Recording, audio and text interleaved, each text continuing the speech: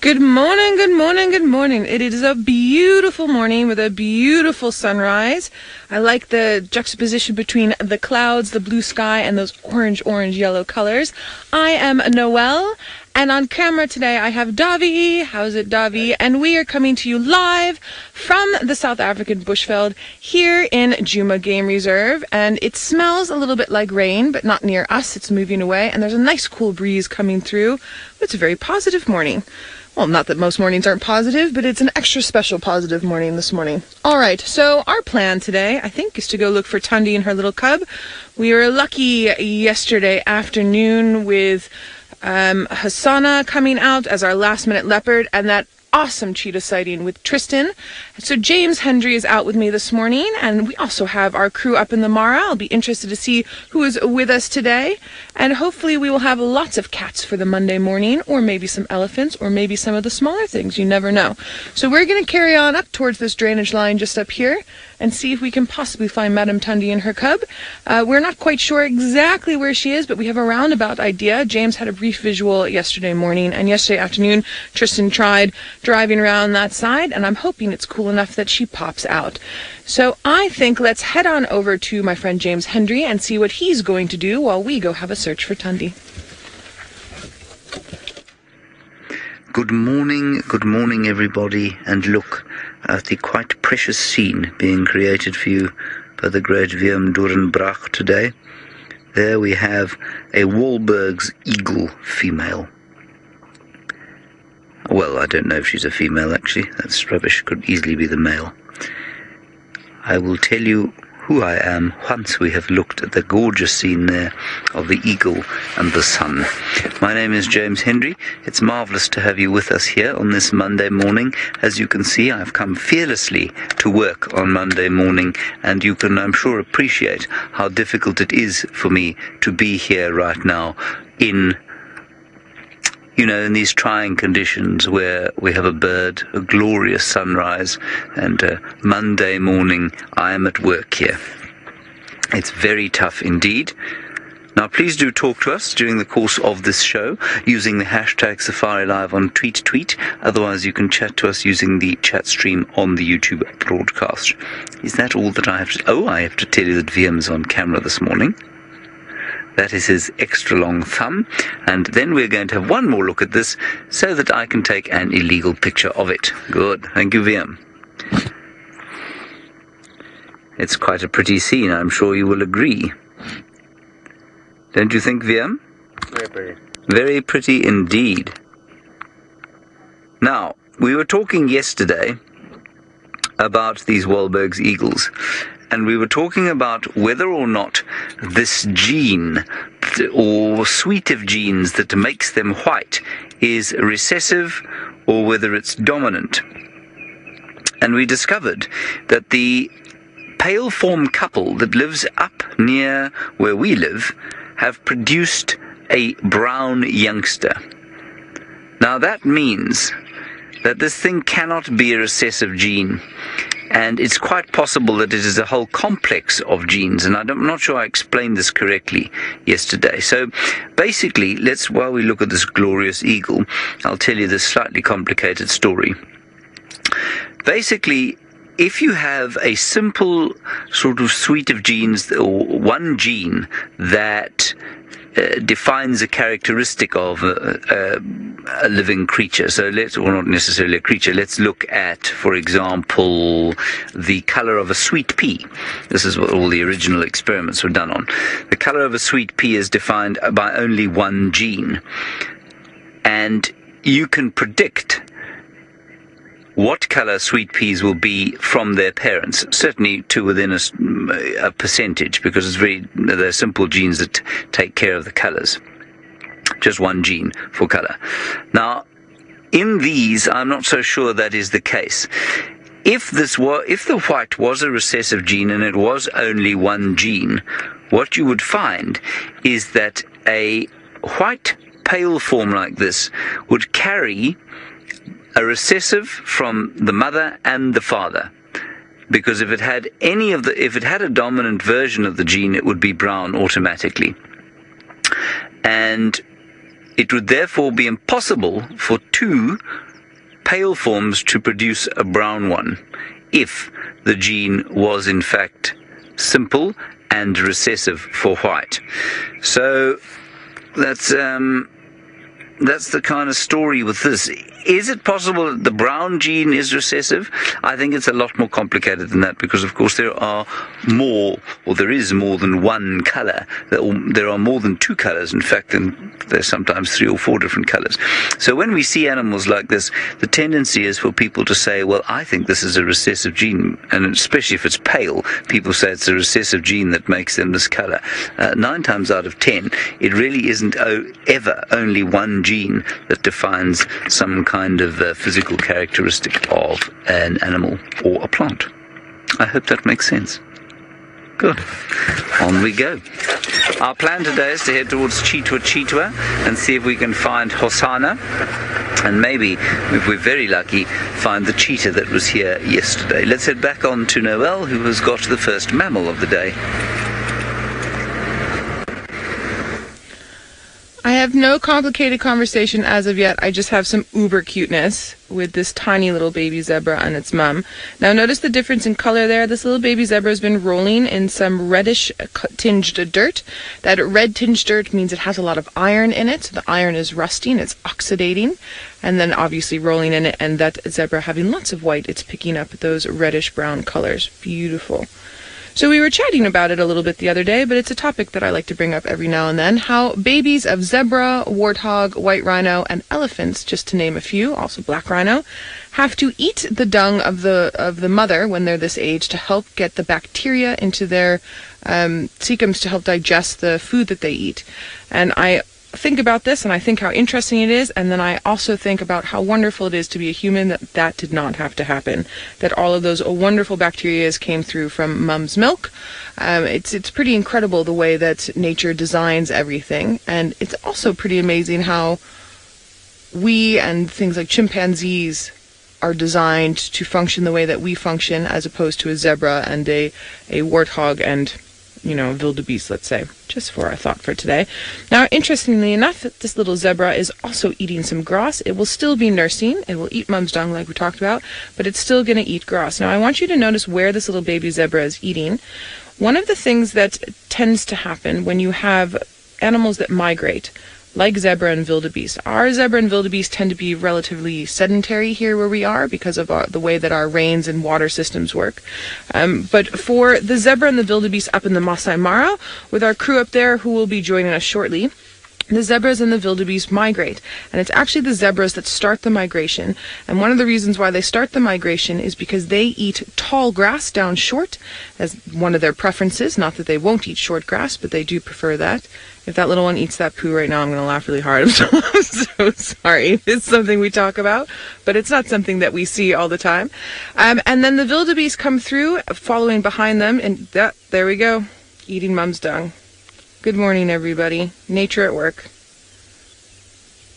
And then the wildebeest come through and eat the shorter grass.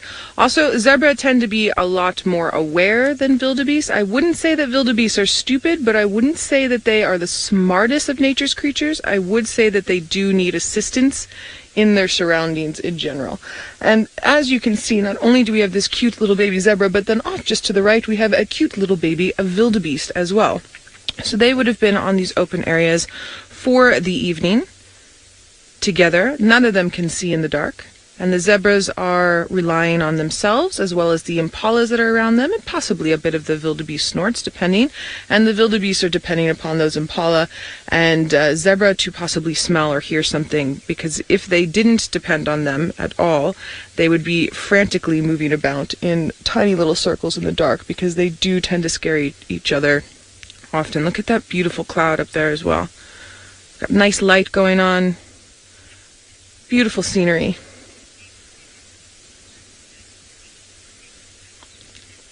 Snazzy, interesting question. You'd like to know, will the baby zebra only eat its mom's dung, or will it eat other zebras' dung? Snazzy, as far as I understand it, it's just the mom's dung. And remember that baby is very close to mom when they're that age. It's very similar to us nursing off of our mums when we're little. We can technically nurse off of other human females, but we tend to nurse off of our own mums, and the antibodies are I wouldn't say designed for us, but fit better with us. But it's not to say that we can't nurse off of someone else. So I think the preference goes to the mum's dung, and then I would be interested to see if maybe they did it with anybody else, although I would be doubtful that it happens. But that being said, you never know. Things surprise us in the bush, that's for sure.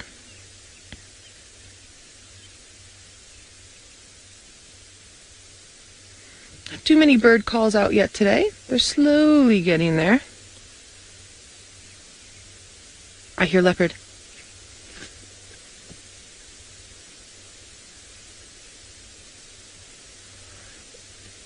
Book lover, you're curious to know if the rolling in the dirt helps with camouflage. Book lover, I've noticed that they do it when they're really itchy, like when females are very, very pregnant, their skin stretches, and also when males are doing it, not really for marking territory, but when they've got their harem around, there's possible other males around. I guess it could help a bit with camouflage, but that white and black striping, although we can see it now and we're going, oh my goodness, that's popping out at us, does actually help them camouflage against the side of the bushes here, especially from a distance. I heard faintly a female leopard just now. I'm going to assume it's Tundi. I just want to see if we can hear it again. It was coming from here, the direction where we think she might be. I'm sorry, I really can't do leopards properly.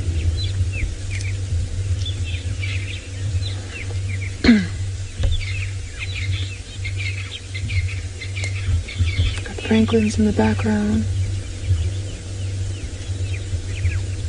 I would probably say she's between 500 meters, 500 yards, and a kilometer from us. A kilometer is about 1,000 yards. And possibly inside the drainage line. Just having a look with my binos as well.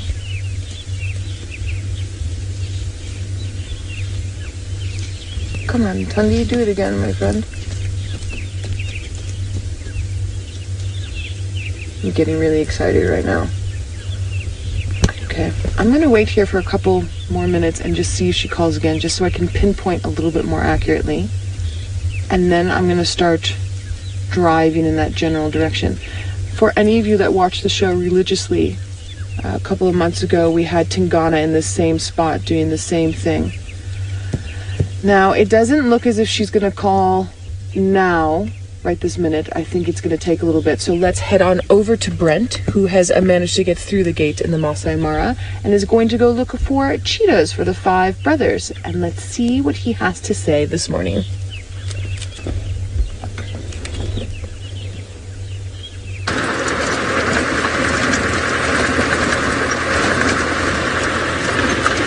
Good morning, and welcome to our chilly Masai Mara this morning. We had, again, bucket loads of rain last night, and you can see it's wet all over. My name is Brett Smith. I have Adrian on camera with me, and yes, we're in search of the 5 cheetah boys. Now, they are not brothers. They are from unrelated mothers. Some of them might be related. We're still waiting for the genetics to come back, and that's what makes that coalition so interesting, is the fact that it is made up of not necessarily related males.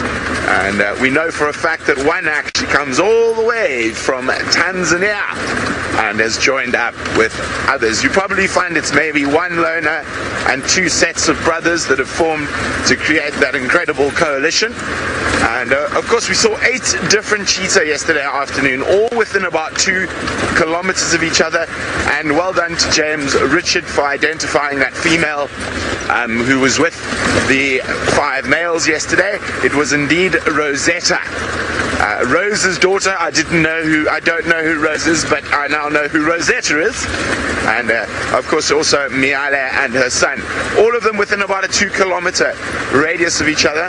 That's what makes this area so great, is the high density of cheetah, and that's one of the reasons those 5 boys have set up the core of their territory in this area, because there are many female territories that overlap here, so giving them the best chance to pass on their genetic information. Now, we're going to try not only find the 5 boys, but also avoid joining the Marshmallow Club. And it is very sticky at the moment. Now remember, if you have any questions for us, hashtag Safari Live on whatever platform you might be watching. Now, the rain in the Mara can be so incredibly localized that while I'm slipping and sliding and sloshing around, Madam McCurdy is driving around where it's bone dry. Now, Brent, are you saying that you're slipping and sliding this morning? Hope you don't get stuck. Anyways, I found a picture on Twitter last night, which is quite interesting, which we may have to examine a little bit later. But anyways, my name is Taylor McCurdy, and on camera with me today is Craig. We also have a very special guest sitting at the back today, who you will meet this afternoon. Very exciting stuff. His name is David, but that's all I'm telling you. And the rest you'll have to find out from, well, David, a little bit later on the Sunset Safari. Now, for those of you who have only joined us for the first time, remember this is a live and interactive safari, and we're in the Mara Triangle. Brent's just across the river. Craig, there's the sun, in the Masai Mara National Reserve.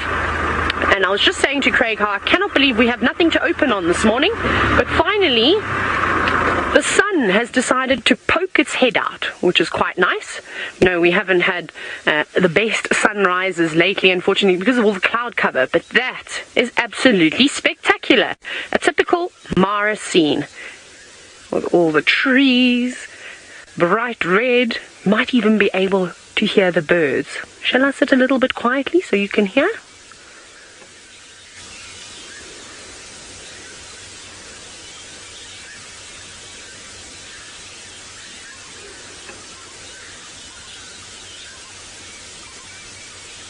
Isn't that beautiful? It's a very gentle chorus this morning, though. Not everybody has woken up.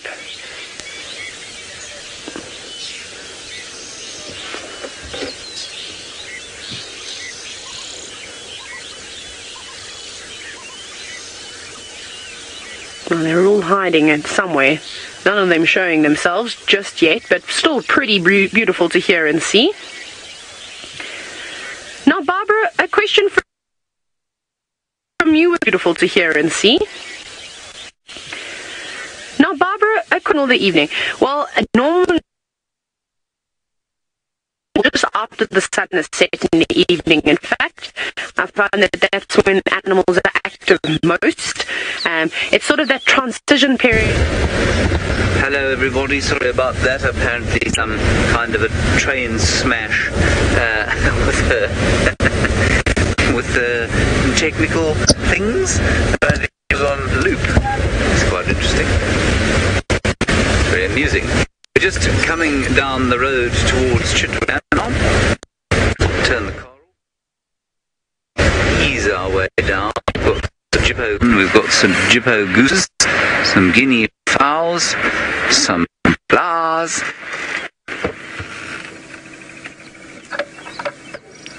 Very pleasant morning. I was told earlier that it's 17 degrees Celsius and 62 degrees Fahrenheit. That is unquestionably utter rubbish. It's much warmer than that. And I think we're in for a bit of a sticky day. No rain in the offing yet. Those are two Egyptian gooses. And look at them eating the seeds off the tops of the grass.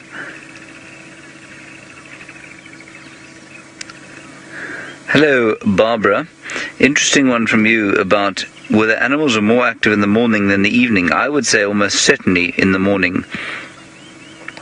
After a night of terrors, I guess. The night is long and full of terrors out here. I think that they're much more active in the mornings. But, I mean, there is activity in the evenings, but I think it's for a shorter period. I've never actually measured it, but that's my general impression. Very good, Vim. Action shot, eh? Very nice. Another action shot. 2 action shots. Phew. Let's just concentrate on those gooses, if you don't mind, Vumpy. Well, yes, they are ducks, that's correct. But you do expect a duck to be swimming and finding things to eat in the water, don't you? As opposed to grazing like a wildebeest out in the wilderness. Well, that's what these things are doing. and they're picking the seeds off the tops of the grasses, and I'm just trying to see if I can spot which species of grass they're going for, or if they're being indiscriminate.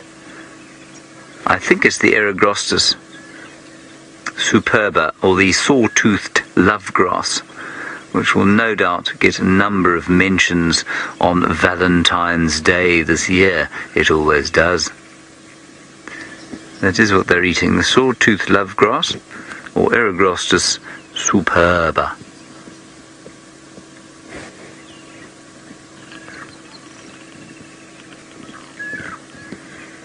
No sign of that cheetah we had last night, so I'm not sure where he's gone. But a very, very pleasant morning. Subdued dawn chorus, I think. Yeah. Just a few starlings calling. One or two kingfishers. Some franklins. Okay. Let us go down here.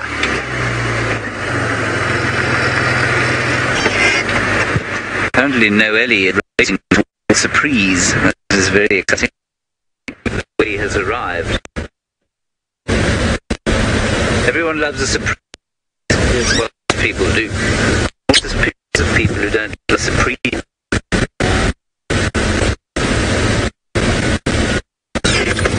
Apparently we are losing signal, so we're going to go across to Noelle now and find out about her surprise.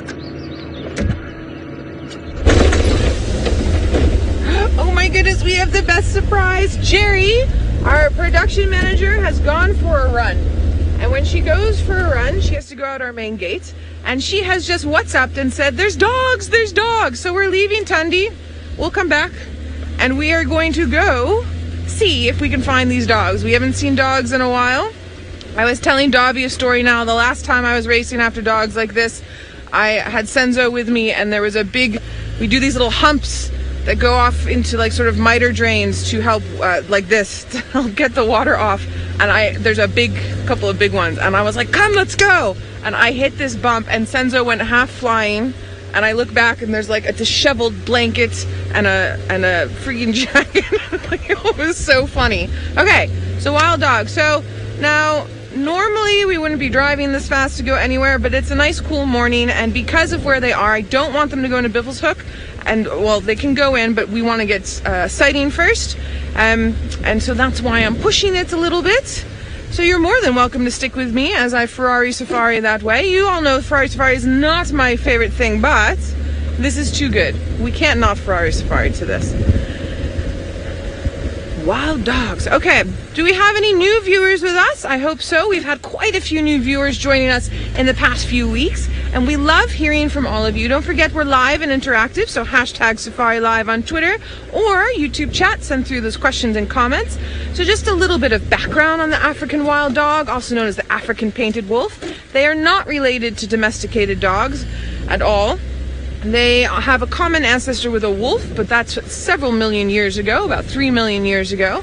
And then domesticated dogs came off of wolves after the wild dog and the wolf split. So if you've never seen them before, and if we are lucky enough to catch them just now, then you're going to notice, oh, but they look very much like a domesticated dog. I think Mother Nature perfected almost the dog type stature, and he's sort of canine with those big round ears and the long legs and the way the tails are, and also the pack formation. So you get an alpha male, alpha female within the pack, and then all of the underlings, and they all work together to help to make sure that the pack survives and thrives as well. Now, something that's very interesting is usually only the alpha male and alpha female will mate, but sometimes if the alpha female can't mate, she allows the beta female to mate.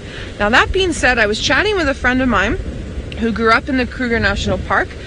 His dad worked with the state vet, and he was saying in some of his experience over the years is that he doesn't actually think that there's an alpha male, alpha female definitive structure in there. He thinks it's a bit more fluid from what he's seen, specifically dealing with the betas. And I found that very interesting for the fact that it would make a lot of sense. Some of the other properties I've worked on that have contraceptives with wild dogs, because now remember, wild dogs are extremely good hunters. And if you have closed ecosystems like we do here, with the with the wildlife, because there's too many humans in South Africa, you really have to make sure that everything in the ecology, all the organisms are working hand in hand. And because wild dogs need huge tracts of land, I'll give you an example. This one place that I worked is the 4th largest national park with Big 5 in South Africa. And they are roughly 180,000 acres, so it's about 75,000 hectares. The maximum amount of wild dogs that can be on that property is about 25, maybe pushing 30. That's it. That's a very small number, as opposed to the sort of 50 lions that can be on that property. So anyway, so that's what the contraceptives help with. It's not a bad thing, it's a good thing. It's to make sure that everything, again, can work in conjunction and the species can thrive and propagate.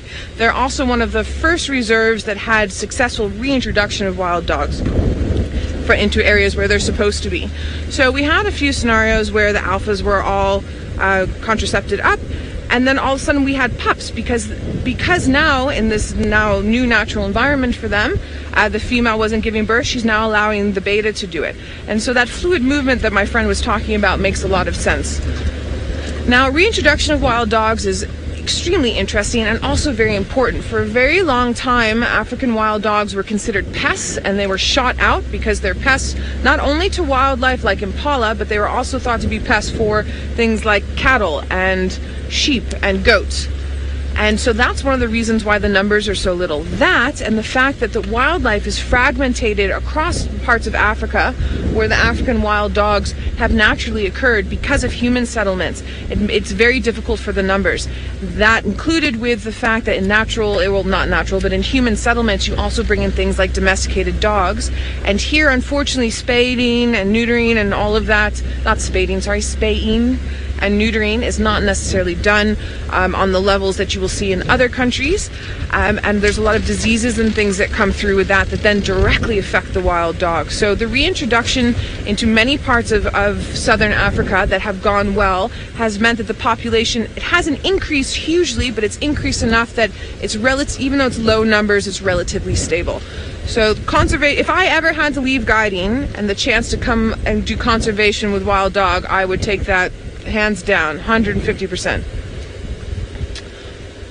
Ooh, Clifford, you'd like to know how many wild dogs are in an average pack. Now, historically speaking, Clifford, 100 or more years ago, you would see packs sort of 50 and larger in number.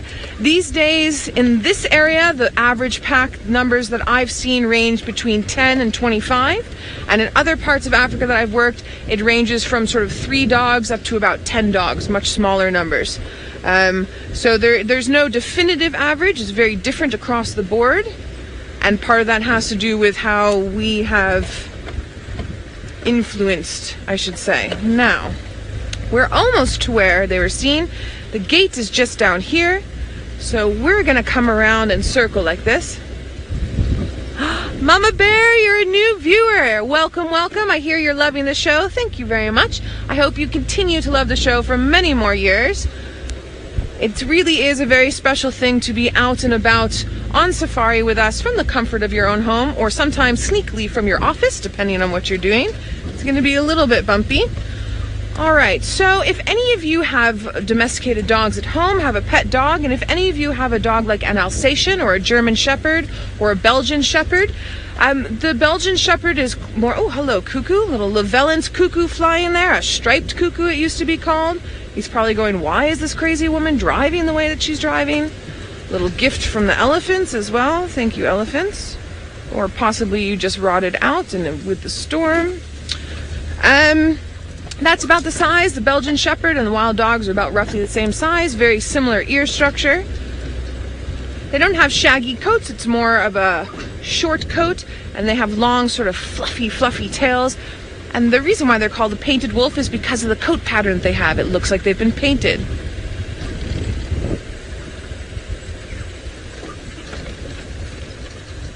Mrs. Grumpy, you're curious to know, can domestic dogs pass diseases through to African wild dogs? Yes, definitely they can. They are different genus and species. They can't mate, but canine distemper, rabies, tuberculosis, any of those diseases that domesticated dogs, mange domesticated dogs can get, they can transfer over to wild dogs most definitely. And that's one of the reasons.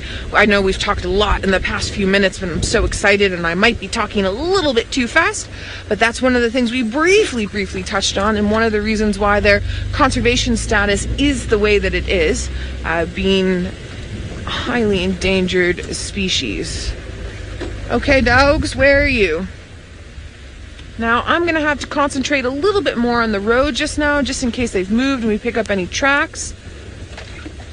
Got Dobby behind me looking like this. I see some impala, a nice food for a wild dog. Unfortunately, you're not being eaten.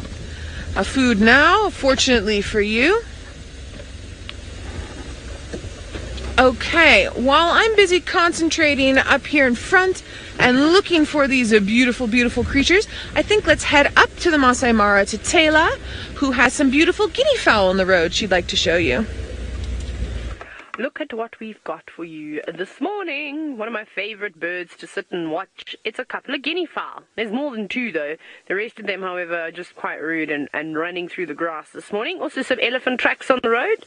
And these little birds are running around. They're eating a variety of different things. There's plenty of midges out, because I know. The reason why I know this is because I caught them with my eyes this morning. So they're gobbling those ones that are unlucky enough to sit on the floor. And then they...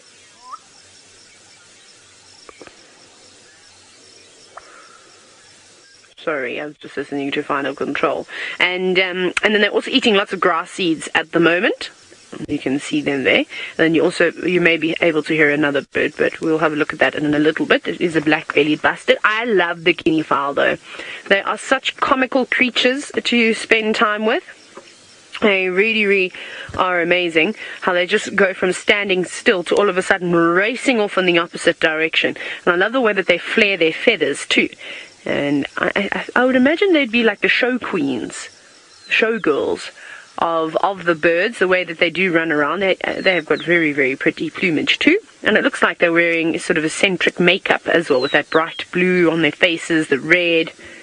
They are lovely, lovely little things.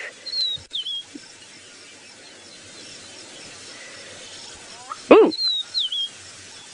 Right, what I'm going to do is I'm going to send you down to South Africa as quick as I can, because Noelle has managed to find the wild dogs, but it sounds like they may give her the slip.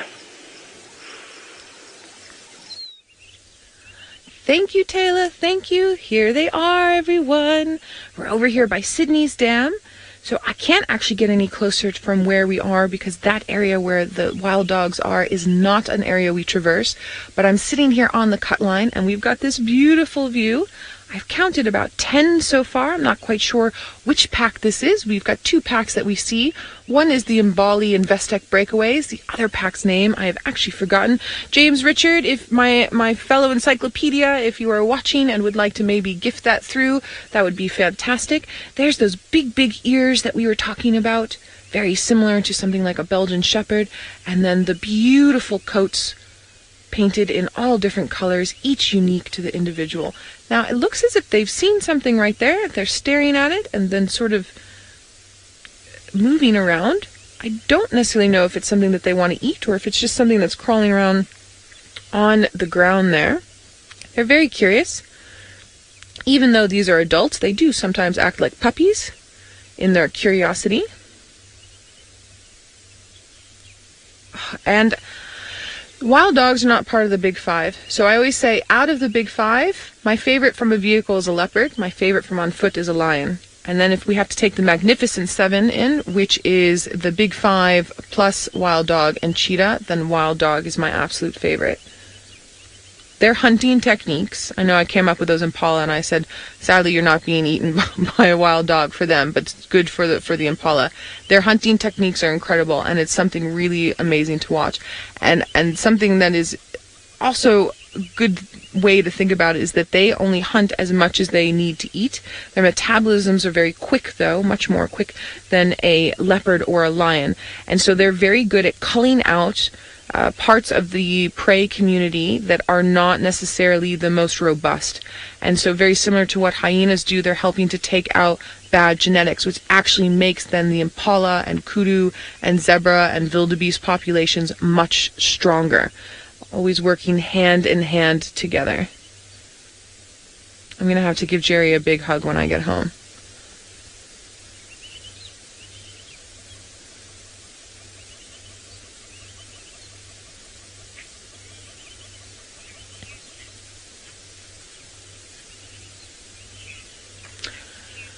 Mr. Q-Tip, very good question. You're asking, are there African wild dogs in other parts of the world? Mr. Q-Tip, that's a big no. They only naturally occur here in Africa, and as far as I know, historically speaking, it's only in sub-Saharan Africa. Although, the way that the Sahara Desert has changed over millennia makes me think that it's a possibility that maybe they occurred a little bit north of there. They do occur in arid areas here in South Africa.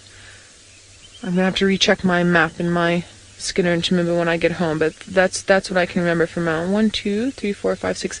I've got 7. Alright, so I think it's 7, not 10.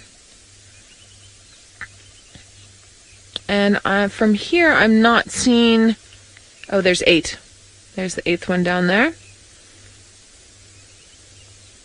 I'm not seeing that male that comes from the Ngala pack that has a research collar on it that we see with the Investec and Bali breakaways often. So this could possibly be that other pack whose name it's escaping me. So sorry, everybody. But I know there's someone out there who will remember and let me know. You guys are so good at doing that.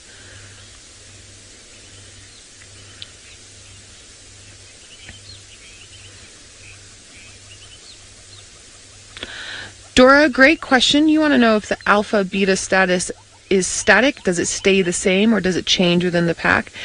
Dora, from my experience and from what I've read and from a friend of mine that's an ecologist who's worked a lot with wild dogs, this is what I know. So in general, it stays the same until something happens that makes the pack say, okay, it's time now for us to change. So that would be, say, the alpha male passes away, and then the males will fight for that alpha status. Or the alpha female passes away, and then a female will be chosen to take over. And usually it's the beta that will take over from the alpha, so that hierarchy, so that there's not too much turmoil in amongst the pack. But that being said, I've seen packs that have been affected by rabies, and then they've just killed and eaten all of them, except for one. And then that one has then become an alpha of another pack. I've seen that happen. And I've also seen where they've come into resource deprivation, and that's caused a bit of infighting, and that's caused them to actually kill the alpha pair and then restart and try and move on to a different area. So there is a bit of fluidity there. But in general, it's pretty stable so that the pack can stay stable. Now, where these dogs are moving to is actually away from where we are. So I think we've gotten here just in time. We're only going to be able to keep an eye on them for another minute or so as they go across the dam wall.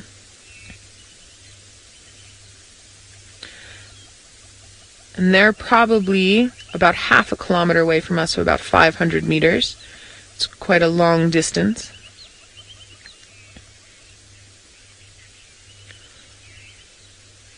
Oh, Michael, super great question. Okay, you're asking what goes into planning a reintroduction of something like a wild dog into an area. So, Michael, first off, they had to have originally occurred there. Then there would have been studies into why they aren't occurring there. Is there something wrong with the ecosystem, or was it human influence? Then they would go into studying the flora, and the fauna. So, studying that there's enough food resources for the prey, and that there's enough prey for the predator. And look, this is very intricate, and it goes on for years and years and years. So it does take some time. And there's ecologists and game reserve managers who go into all of this. Then they go to a place like De Wilt, for instance, breeds wild dogs for the sole purpose of relocating them into a property. Or there might be a property that has, say, too many wild dogs that need to be moved out, and so there's communication that way. Then I've been part of the reintroduction where they bring in some males and they've had some females, and there's something called a boma. It's like a big holding area, a very large holding area, so that new species can settle down, but also to check to make sure that there's nothing like tuberculosis or anything like that coming in from species outside of that reserve. And they sit, and there's like a partition in the middle, and they communicate through this partition you can see everything. Everyone can see everything, and they're very large areas. Sometimes they're several hectares large. And then after you can see that, okay, the males and females are going to get on, the partition gets lifted, and then you see how the pack does together. I've been part of a relocation process where that didn't work, and I've been part of several where that did work. Then you let them bond, you let them figure themselves out, and then one day you open up the gates to the boma and you let them out, and you just monitor them as closely as possible, keep track of everything, and you keep doing that for several years. And when it's successful, they just carry on and become part of the ecosystem on their own, and you do in situ management after that, hands-off management, and it's a pretty amazing experience, pretty amazing stuff. Great sighting! I'm so excited we got them. I'm sorry that it wasn't closer and it was a little bit brief, but we still got wild dogs. Very good. Very good. All right, I'm in a really dodgy signal area. I'm actually surprised that we managed to keep signal as long as we did. So as I'm busy trying to move out, we might lose picture a little bit. I'm so sorry about that. So I think maybe we're going to head on over to James, who I believe has something in a tree, which could either be himself or it could be a leopard. We'll have to wait and see. And then later, let's see if we can maybe find Tundi for you. No, it's a bird. Very exciting to have seen wild dogs. We have found tracks of male leopards all over the place, which of course means we won't find any male leopards. That is generally how it goes for me out here. But we've found a very interesting version of the Wahlberg's eagle, and I think this is a youngster. And you can see that by the sort of uneven colouring on the face and head, and the fact that he's a little bit scruffy. Now, morning birds are often scruffy, but this chap's already been flying around, at which point the feathers are normally in a slightly more, what should we say, neat arrangement. Now, for those of you who are interested in taxonomy, the name of this bird seems to have changed since oh, very tired, shame, I'm so sorry. Seems to have changed slightly since I last checked. He used to be part of the genus Aquila, which is this sort of classic eagle genus. Aquila rapax being the tawny eagle, for example. He has now got a totally unpronounceable genus, along with a number of other eagles, and it has got more vowels in it than it does consonants. I'm going to spell it for you, and then I'm going to try and say it. H-I-E-R-A-A-E T-U-S. That's H-I-E-R-A-A-E-T-U-S. Hieratus. Hieratus wahlbergii is now his name, and he's got a similar name to the booted eagle. He's also Hieratus pennatus. Nobody's ever going to remember this, but I just like to say Hieratus. And then the Ayers hawk eagle, Hieratus ayresii. Don't ever say that I don't tell you anything you didn't know before. Hieratus. Now, the two male leopard tracks we had are quite interesting, because one of them came this way from the dam, probably Hosanna, and one of them came from somewhere down here and up towards us, and then down towards the dam again. And we think that could be Tumba returning back from where he may have gone yesterday. Now, if you are new to us, remember these are two young male leopards. One of them is 2 years old as of the 3rd of February. That will be Hosanna. And Tumba is now 20 months old. How is our signal here?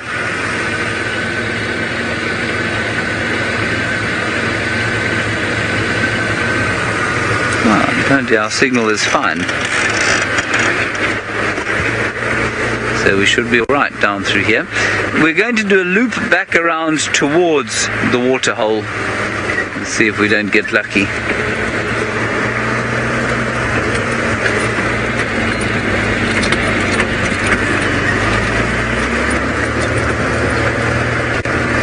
Up we go. We did see a couple of wasserboks in the clearings, but they headed off while you were watching wild dogs. Let's hope those wild dogs hang around a bit. It would be very nice. Careful, VM. The other Other thing that we're going to do is set up the microscope in case, we don't find any leopards. We need to look at small things while we do that. Brent Leo Smith is out and about on the western side of the great Mara River, and he would like to tell you about his cheetah search. Well, welcome back. We're in the spot where we left the 5 boys having a nap yesterday after eating that baby warthog. Well, it was a medium-sized warthog. So it's always good to start it in the beginning. So we got a good idea where they were here. Now their general direction seemed to be towards Kissinger's Keekrock, but they don't often go that way. But what we'll do is we're going to take a loop up, go up to that crest. There's some trees and stuff that they might want to scent mark up on that crest there. Go have a look there. If they are not that side, I think they would have gone back towards the north, and we will ridge hop, stopping and checking with the binoculars as we go. If we got no luck with them, we will head back towards where Miale was last night, although she probably has moved as well, and Rosetta. So there are 8 different cheetah in this area. So I think we've got a good chance of finding at least one.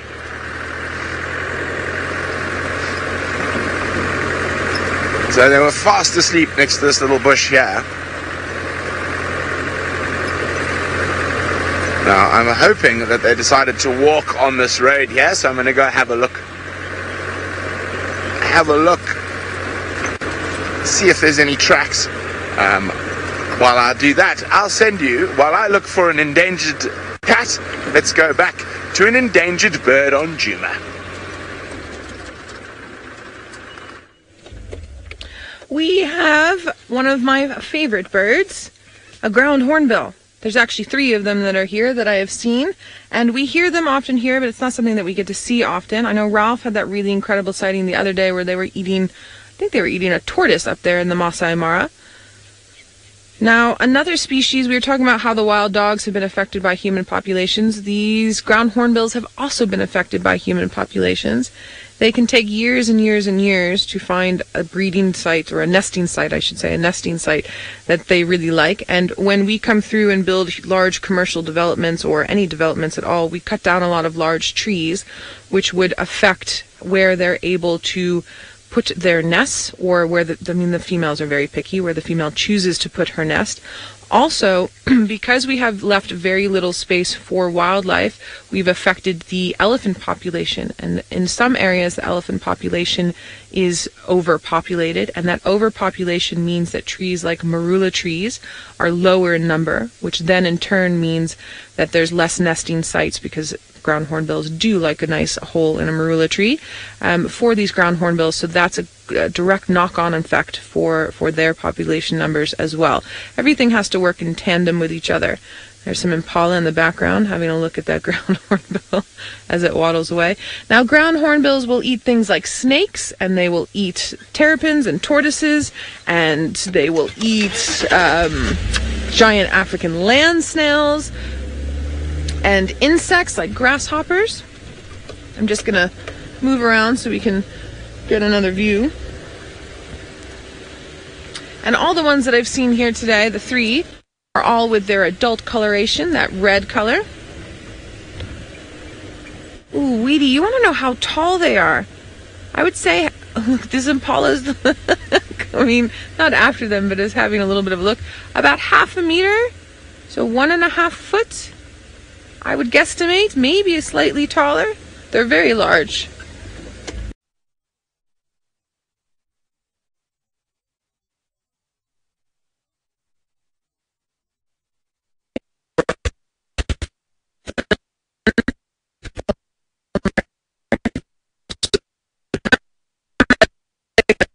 Of these other 2.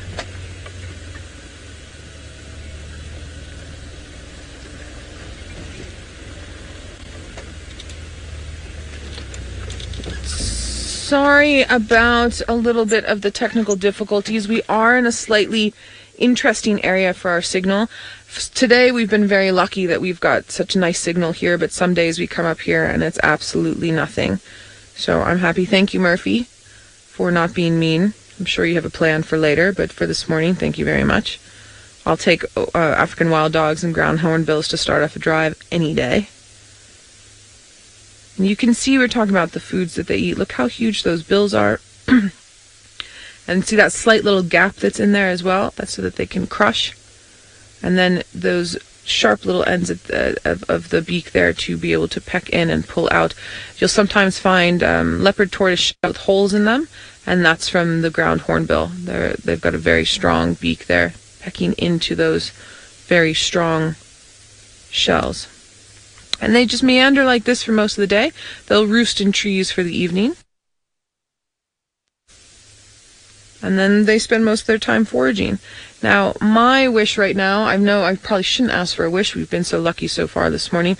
But my wish right now would be for them to call for us. One of the names that you would call an African ground or a southern ground hornbill, is a hututu, because their call goes hoo-too-too-too, hoo-too-too-too. And it's a very deep baritone call. Very deep baritone call.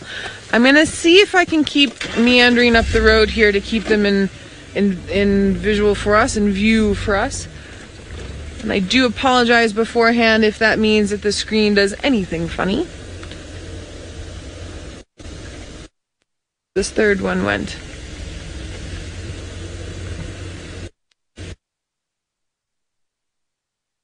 Ooh, Marie, good.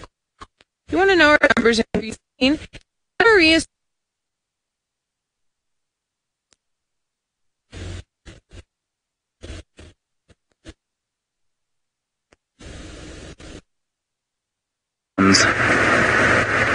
Hi everybody, sorry about that crash. Cut live.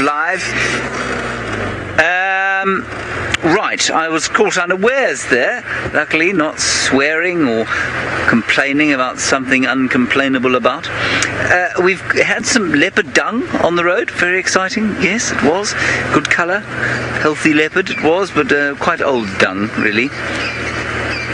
But there was also a scrub hare here. Liam and my second scrub hare for the day. Can you believe it? 2 scrub hares. You've got it. Yeah. Backwards, yes. Yes. Oh, no, I've stalled. What an idiot.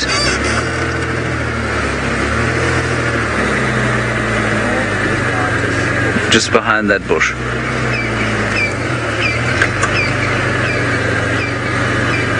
Oh my goodness, there it is. The scrub hare.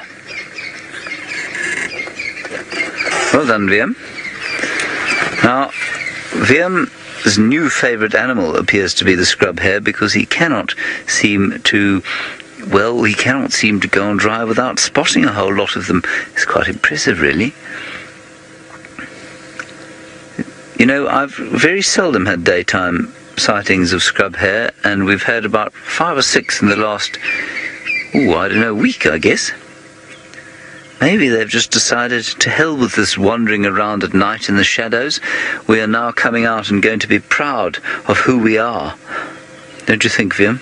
Yes. I think that's exactly what it is. Shall we go forward? No, he's coming. Let's ease forward a bit. I think they're great, these things, I must say. I don't know why I think they're great.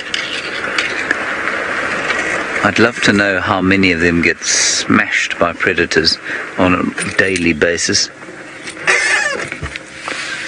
Look at his little nose going. They are completely Beatrix Potter-esque, aren't they?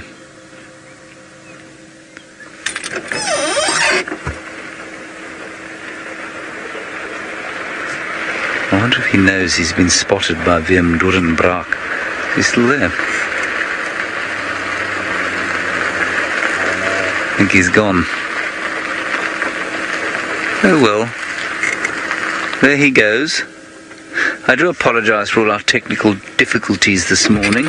I'm not sure why we're having them. I'm pretty sure that our Russian is on the job, as is our resident of Potchefstroom.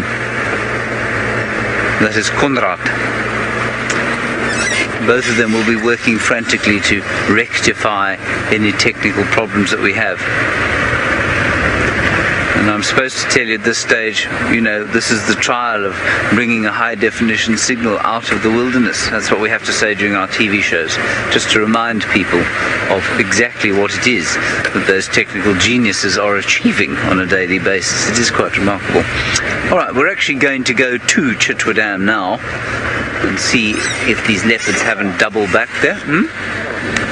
You got one.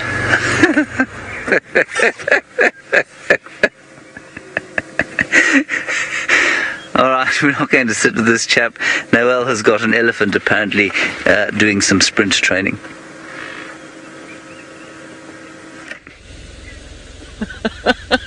Sprint training. James, are you thinking about what you're going to do when you get back from drive? And take all the boys out and run them into the ground again. I enjoyed that. I enjoyed that the other day. All the tired, sweaty faces that came back. So we've got a male elephant that's following a breeding herd, which is just in front. And he's trying very hard to keep an eye on us, but he doesn't really feel the need to move much faster than he's doing now. So we came around the corner. I'm so sorry we lost signal there. That road is so dodgy. And we came around the corner. We got very fresh elephant tracks. And then lo and behold, there's some elephants. So I do want to get to the elephants, but I do just want to finish answering that question that was asked about, do I think the ground hornbill numbers have stabilized or declining or increasing? I do think that they've stabilized a bit. A friend of mine works in this area and north of us, and she comes and she markers where the nests are for ground hornbills. So ground hornbills will lay 2 eggs, and then they'll just choose one to raise, and she watches them, and the one that they don't choose to raise, she takes away, and she brings it back to where she is in the Waterberg, and then she raises them up and then uses those ground hornbills to repopulate areas, and it's working really well. So I do think in many places the numbers are on either a stabilization or an increase. I don't think that's everywhere, but I think in general, yes. Now for elephants, the numbers of elephants are very tricky.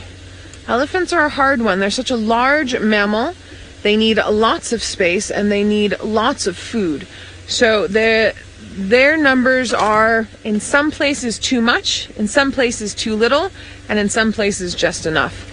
And it's a very difficult scenario because for several reasons. One, they're the architects of the bush needs them.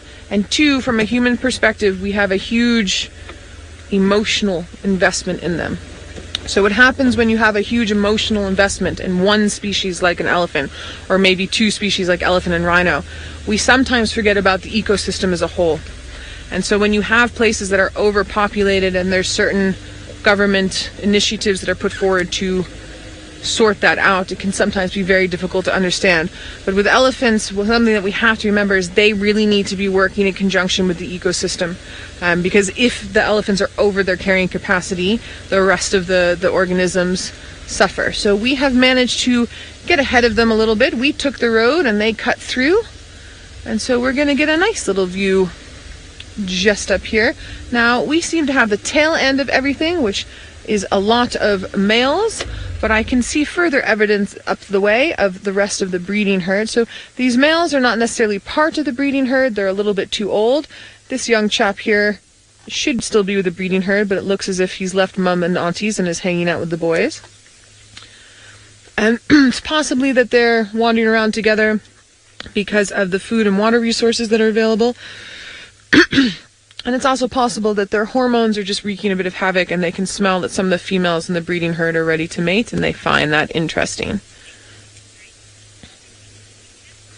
Ooh, I believe Brent up at the Masai Mara has a sticky carcass, if I heard that correctly. So I would be, maybe not sticky, maybe stinky.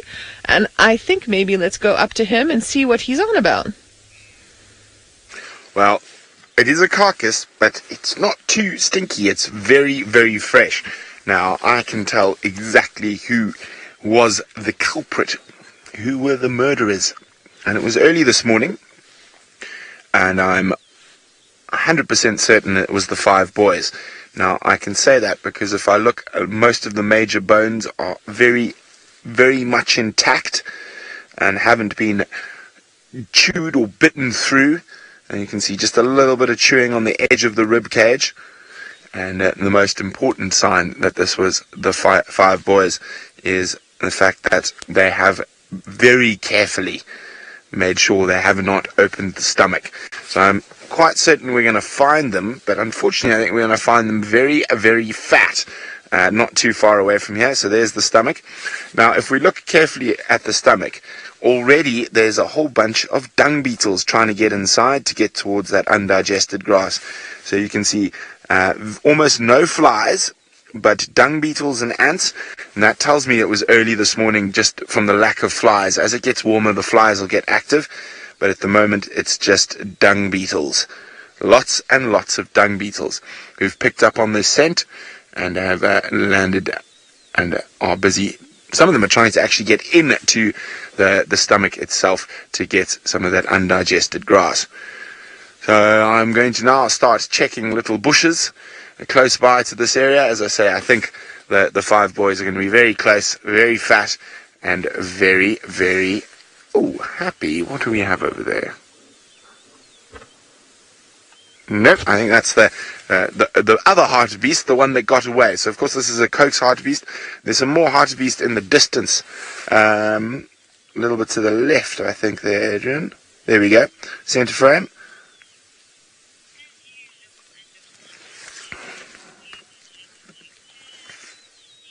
Okay, we're going to go check around to find if we can see the sleepy 5, because they're not going to be the fast 5 this morning.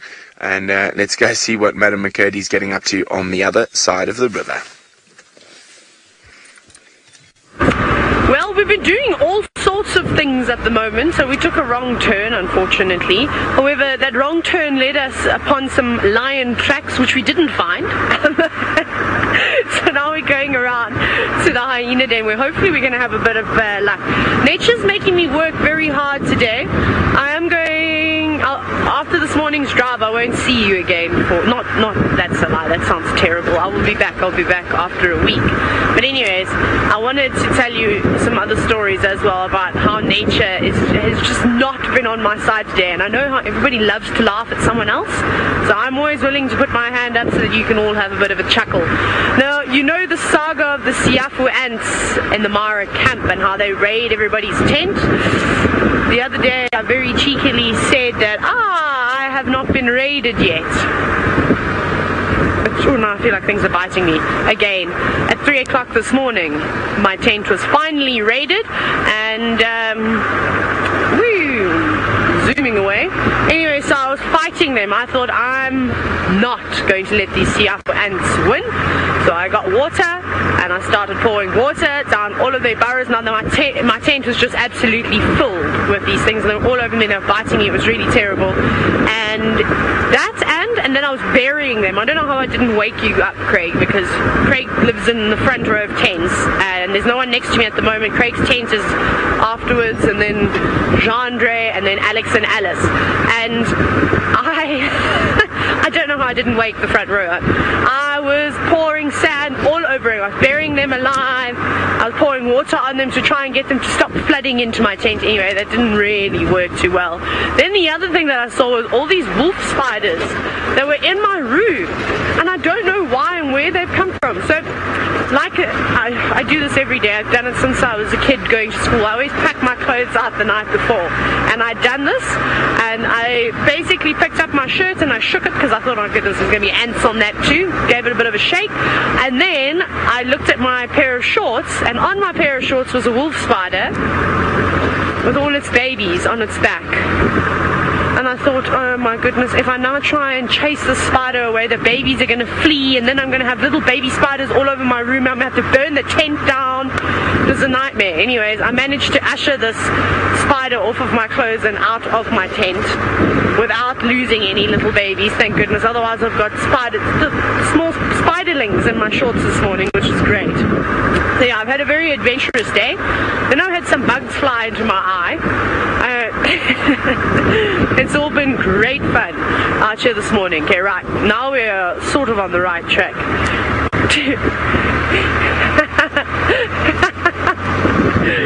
Rebecca says that I've created phobias now for her. I don't know how you can say that, Bex. You had the the terrible hairy caterpillars invade your room. I'm glad I haven't got them, although there's just going to be a party of insects in my room when I go back, but I'll deal with that later. I'm going to move out, pack my bags, and then I'm going to jump on my aeroplane early. Anyways, we're going to head towards the hyena den, which will probably take us another 10 minutes or so. James has arrived at Chitwa Dam. Perhaps he'll be keeping an eye out for some of those nice herons.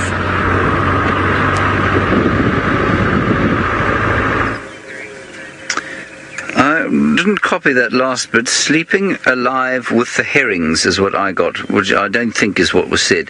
Anyway, here we are at Chitwa Waterhole, enjoying ourselves.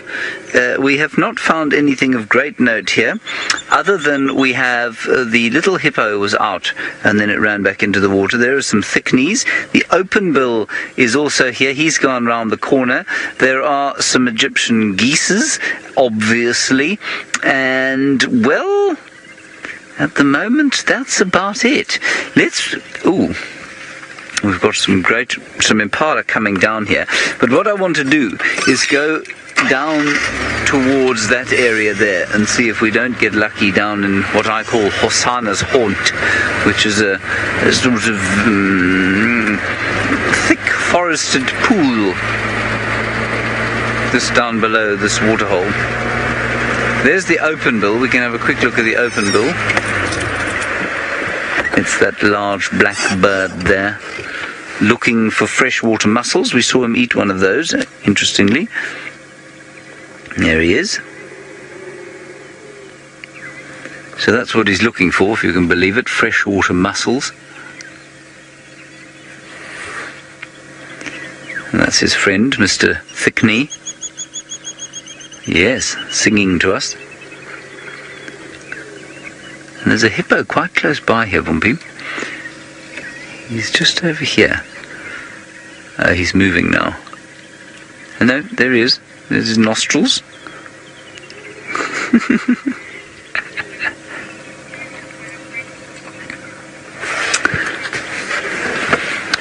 Hello, Conrad. Conrad is in the final control room. Good morning to you. He says he's never heard of freshwater mussels before, but do you get freshwater prawns? Yes, I think you do. I think you do get freshwater shrimp. I don't think you get them here. I've never seen one here. I've never heard of one here.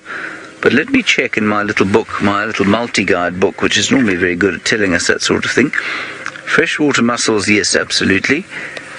And freshwater prawns, I'm not sure. Let me find the section on crustaceans. Spiders and other arachnids, no. Lower invertebrates, no. I don't think that's there. Must you observe me while I do this? We do get freshwater crabs, Konrad, if you were wondering. Yes, now I'm not sure that this book extends, I'm afraid, to mussels. No, it doesn't. Sorry about that. I can't tell you if you get prawns here. I'm pretty sure you don't. Okay, let's pop down into the forest and see if Hosanna or Tamba are lurking there in the shade. It's going to be a scorcher today. The sun is now well out, and I can feel it burning down on me.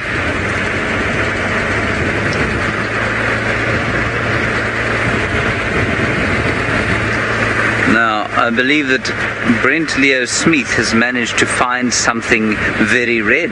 Is it a tomato? Is it a cherry? Is it a plum? Is it a pile of blood?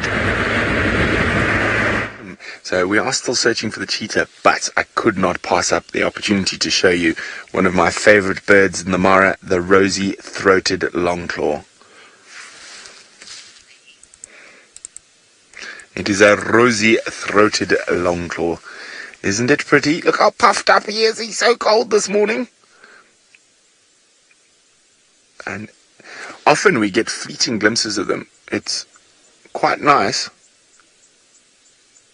to see them. Sorry, this Thompson's gazelle just came sprinting out from the direction that I think the boys were going, and hasn't stopped running. Where are you off to, Tommy? Just Oh, and the long claw's off. Let me just have a quick look with the binoculars. Now, I think, because it's still quite cool, I think they're lying in this grass somewhere. So I had tracks of them heading away from the carcass in this direction towards the main road. So I think they're in this area here, somewhere in the grass. So I'm just going very slowly along the main road here, and I'm looking for tracks to see if they've stopped on the edge or plomped a foot in the mud. But the tracks were coming in this direction, heading out over this open area. So I'm hoping they're not too far down the road. And I actually, once I saw the tracks, I think that carcass is a little bit older than I initially thought. It could have been during the rainstorm last night, because the tracks look like they've been rained on. It's still after a meal of that size, they're not going to move too far, but they might move this morning on a scent marking mission. We're just going to go very slowly along here because it's quite a hard ground, so it's quite easy to miss the tracks. But 5 male cheetah, I should see the tracks. I'm hoping at least. But that Tommy just came sprinting. Now, Tommies do sprint for no good reason, just for the joy of life. But that didn't look like one of those sprints. That looked like, oh goodness, there's something that might eat me around. Now, the grass is a little bit long here, so that's right. We've got to go very slowly. Wait, there we go. I think I see a cheetah. I don't. I see a Thompson's gazelle. I apologize profusely. Let me just have a closer look if that Tommy's looking anywhere. No, its head's down. It's munching on the grass.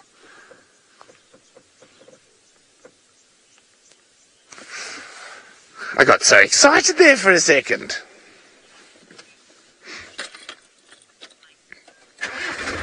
Morning, Michael. Michael is wondering, did the musketeers' arrival change the movement of the females? Not really, Michael. The reason they've set up the core of their territory amongst these valleys here at the top end of the Rongai and Hamakop is because there are so many female home ranges that overlap in that area. So not at all. The females, as we saw from poor Rosetta yesterday, she was trying to avoid... Sorry, Thompson's is running now. I'm just going to see if it's looking back in a direction. No, it doesn't seem to be.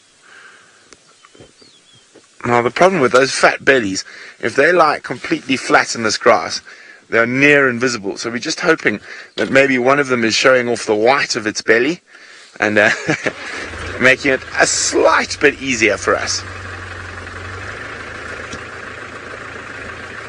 But so far, no tracks coming out.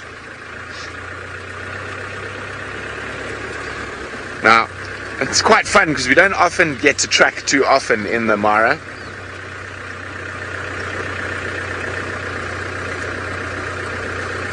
Well, good morning, Tom Tonka. Tom Tonka would like to know, how are the coalitions formed and is there an initiation process? So guys, if I'm not looking back at camera, I'm trying to make sure I don't miss any tracks on this very hard substrate. There is indeed an initiation process, and with cheetah coalitions, there's only a very short window after they become independent from their mothers that coalitions can form.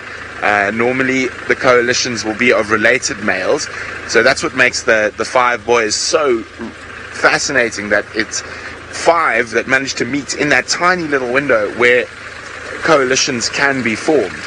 And so there will be a bit of an initiation process, a bit of feeling each other out, a bit of slapping, smacking, snarling, but and it carries on. You can still see the dominance hierarchy. Everyone's sort of testing their spot.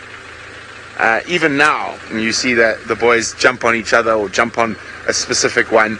So I think that's ongoing, and dominance can change, like with male lion coalitions. If someone gets an injury, probably not as dominant as they were because they can't fight as well, or dominate at the carcass. So I mean, it's a constant thing that's in flux.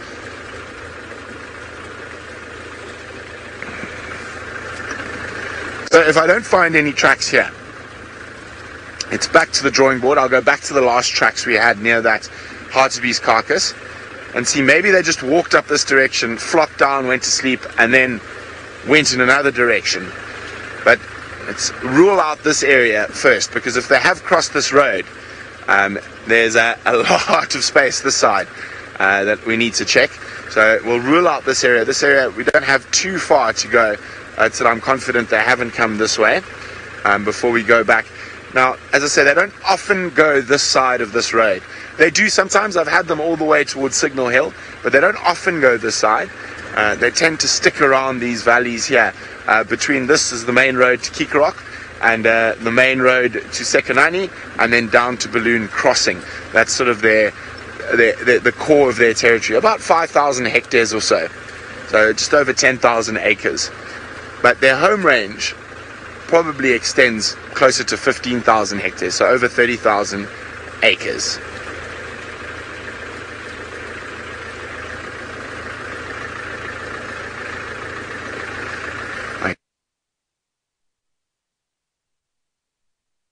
Tracks. While we do that, I think Taylor's got some more tales of hairy and scary things.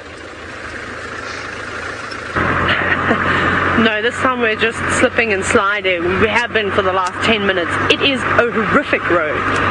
Once you've had a bit of rain on it, this is the run that goes towards the hyena den. It's really terrible. I think I've either kicked my back into place or put my neck out about 30 times.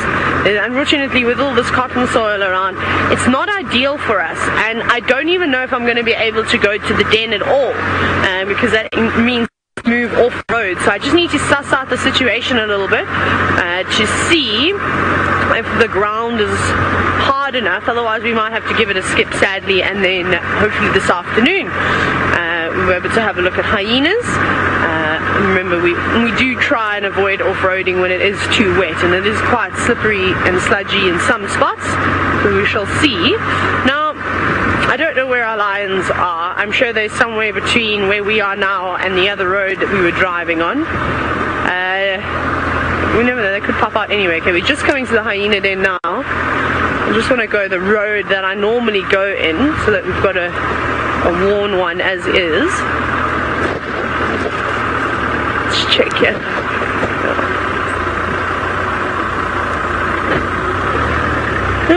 It actually doesn't look too bad here. It's quite hard, the ground, so let's give it a bash.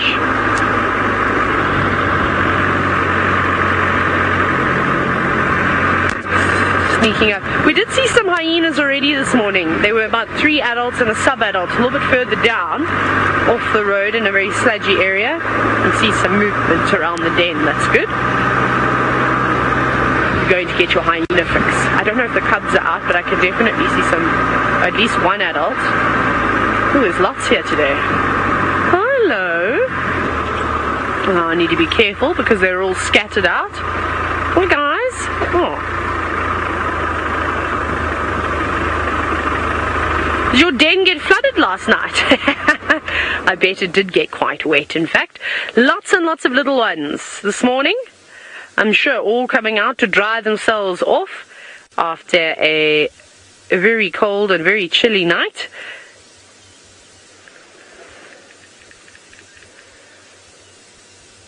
Oh, this is very cool. They're coming right up to the car to say hello.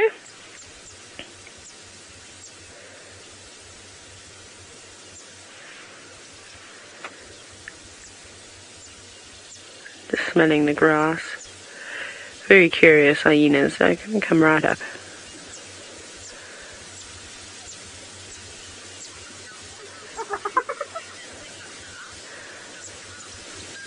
A little bit of interaction going on between 2 adults there. Hey, hey! Sorry. I heard somebody chewing on something on the car, so I just wanted to make a little noise so that they wouldn't get too close or too comfortable. Hello? What are you 2 up to? Let's see what's going to happen here. These are 2 females. I can't see right now. Yeah, the one on the right, the one closest to me is definitely a female. Are you a girl too? Yeah, she's also. Both of them are females. Let's see what happens. I'm just trying to watch where this other little hyena's gone, because I don't want the older one. Will be the more curious one and will be more willing to chew on something it shouldn't be chewing on. The last thing I want to hear is and then get stuck. Although I don't think spending the day with hyenas would be a bad way to spend a day. Lots of little ones out this morning. Some of the adults have got full bellies, but they don't look overly full like they can. It's very fluffy one, you're very wet. Yes, you're all coming over to the car to say hello, aren't you?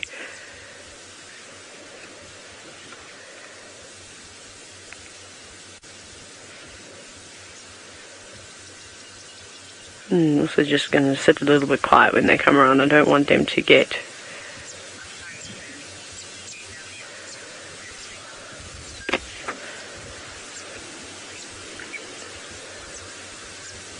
very peaceful here at the den this morning. Run, little one. So I think there's other hyena that we saw this morning further away, probably about 1 kilometer or 2 from here. Hello, little one. I'm watching you. Don't chew anything. I can see you if you're going to chew anything. There's one that's come right next to me. Hello. Oh, they're so cute. Look, it's so fluffy. It's kind of like my hair. What are you doing? Don't chew anything, please. You can't even see it, hey, Craig? It's right here. No, I'm watching you. Flap. Now, Dr. Rob. Oh my gosh, I wish you could see this. I really wish you could see this. This is amazing. I've said no. Don't bite it. Dr. Rob, sorry, you were wondering. I'm just reprimanding a hyena cub very quickly here. If a hyena could really bite through a tire, an adult wouldn't surprise me. They've got incredible bite force. So they chew on aeroplane tires often. Most of the time. In fact, I remember in Zambia we used to have to put a cage around the wheels, otherwise, and electric wire, in fact, around the plane, because the hyenas would go and destroy everything and chew the tires. So yes, they could. However, I don't think a little one would be able to. I think it's more the adults. But the little ones are naughty because they come around and they'll bite a mud flap, you know, or the spade. Now I don't know where it's gone, so I'm trying to figure out what's going on watching them. But they are so precious. I absolutely love hyena, and it is nice to have animals come right up to the car. You don't get to see it all the time. In the Sabi sand, it's quite nice. Look, lovely. Well, I think we'll sit here, and I think these hyena cubs are going to be very curious around the car. James was at Chitwa looking at all the beautiful birds, but he is looking for a cat with spots, and I hope he manages to find Hosana.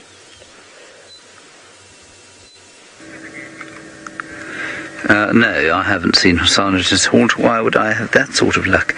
What we have got, however, is a magnificent-looking Nyala cow.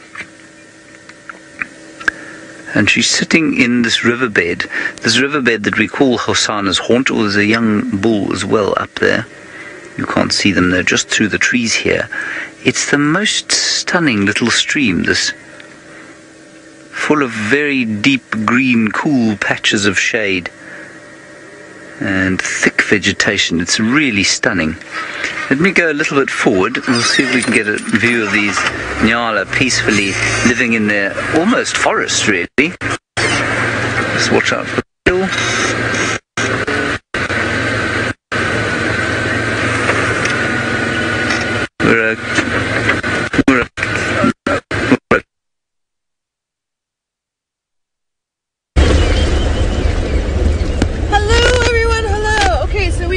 Chatting and getting a little bit of an update on what happened with our cheetah from yesterday. It looks like because of that injury he had with its paw that he went into some very thick bush there into Little Gowrie, and no one's really seen him quite yet this morning. The last update that we have of Tingana, that he was also sort of Little Gowrie side at Yegi Pan, I believe it is.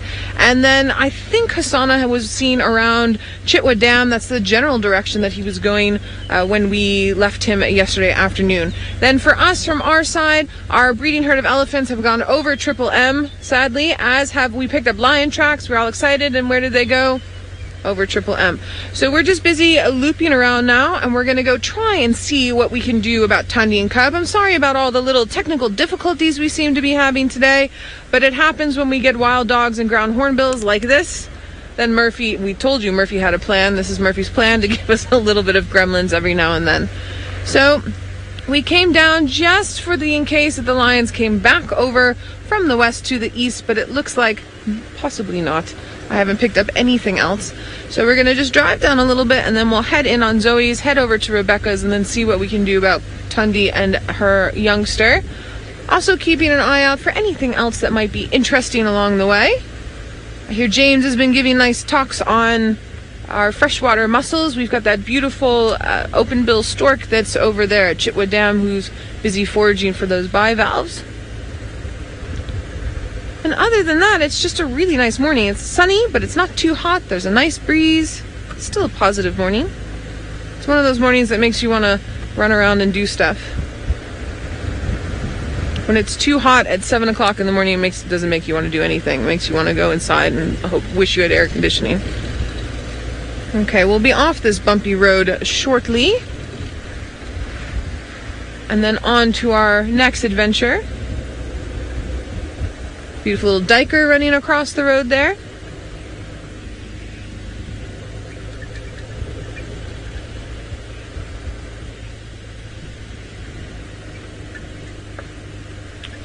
Dr. Rob, you're curious to know that because cheetahs are endangered, would a vet intervene?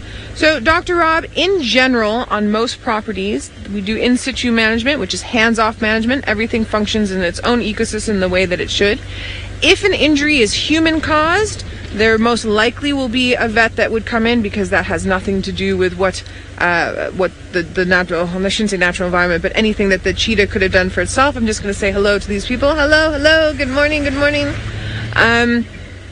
And so there might be some intervention there. This looks like a naturally occurring injury, so I highly doubt that they would intervene. Just because a species is endangered doesn't mean intervention is the best course. We tend to want to fix everything as humans, and we tend to want to make sure that everything propagates and goes forward and is saved, and it's not always the best course. Sometimes within trying to save them, we actually cause more harm than good. And also, if that animal is injured, it's injured for a reason. It is what happens in nature. It's very similar to what happened with our wild dog that had that injury from a lion. You just kind of have to let it be sometimes. So in this particular circumstance, I don't know what they're going to do. My guess would be that they're just going to leave it. Because just because it's endangered doesn't mean it's any more or any less important than, say, something like a wildebeest or a zebra. Everything needs to work in conjunction with everything else, and everything has a place. All right, so this is the last place that we saw Tingana after we wrapped the other day, and as we know, he moved west, and then he came back, and he's gone in and moved east and south again.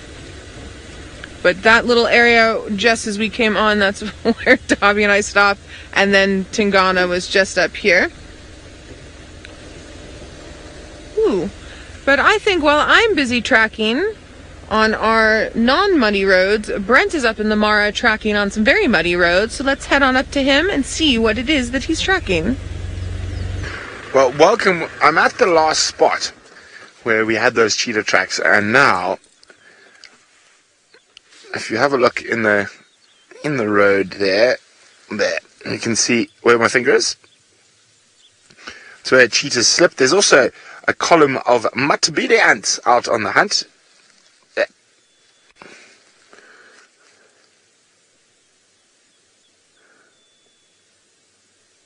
There we go. You can see that's where the cheetahs slipped, and you can see the matbide ants out on the hunt looking for termites. We can go a bit closer.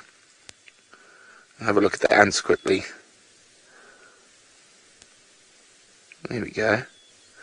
Off their march. Now, those cheetah tracks are coming in this direction, but it looks like they lay down over here. There we go. Off their march. So they haven't been successful yet. You always know with matbide ants, when they're successful, they carry termites in their jaws back to their den to keep a larder. Now, I've spotted something else now if we come out again, while I've come back to check a little bit more carefully in this area. Now, I'm going to try do this. Let's see if I can spot it again. I'm just trying to find a slightly more clear one. So we had the tracks coming this way, and now, okay, now this is going to be a little bit tough. Let me just work out. Okay, you see that plant there? Just slow down. Okay, from that plant, comes straight across to about there. I'll just wait back left a little bit. There we go. Okay, so let me find my finger there. So back right. I mean left. Sorry, left. There. Look at that. There's a cheetah print in the grass going the opposite direction. So nice to use a bit of the tracking skills that I don't use too often here in the Mara. So we're going to now go head down towards the lugger, see if they went there for a drink and are maybe sleeping it off close to the water somewhere in this area here. There's lots of good little spots.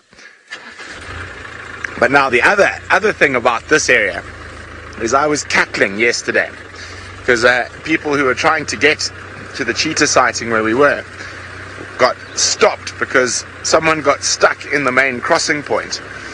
And that main crossing point's here. Now, not only if someone's been stuck in there, they generally create a mess, which can make it a little bit difficult for us to cross. But secondly, it's also a good spot to look for tracks because the cheetah are probably going to cross there as well. Bye-bye, poor hartebeest. So we're going to go have a look there. Now, there's quite a lot of good spots for the cheetah to sleep down here. And generally, the cheetah prefer to sleep in open areas or on the edge of thickets with big open areas around them. And the main reason for this is so they can see lions coming.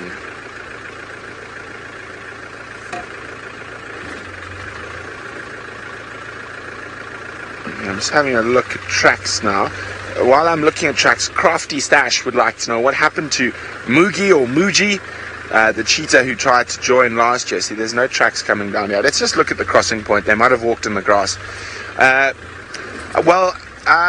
far as he escaped, and I haven't heard anything about him since. So I don't know what's happened to him, but he did get away from the 5.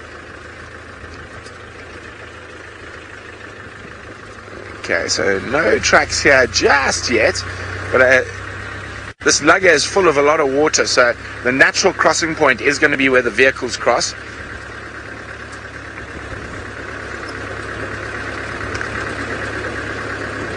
Okay, now we're on the search for tracks again.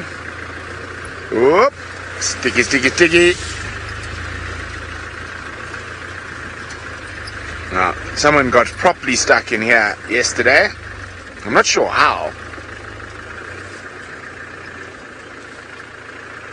Okay, I'm going to keep checking for tracks around here. While we do that, let's go back across to my good friend Commander Bond, who can't find leopards, so he's birding.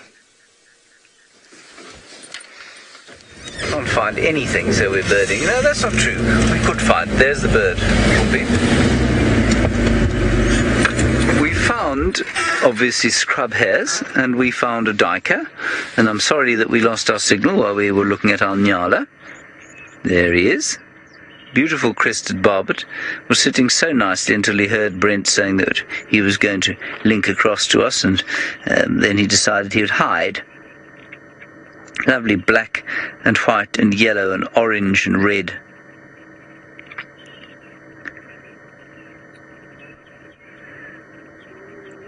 There we are. Now we've got a nice picture of him. We've given up on Chitwa, I'm afraid. Not because there's anything wrong with Chitwa, but because we couldn't find anything there. We're going back towards Twin Dams now, seeing if perhaps the injured cheetah isn't around there. We did check there early this morning. We didn't find him there. Now, let's see. We might be lucky on our way back that way. We shall just ease down the road, see what other birdies there are on offer. Viam also spotted a slender mongoose, which went into a culvert. That was quite nice for us.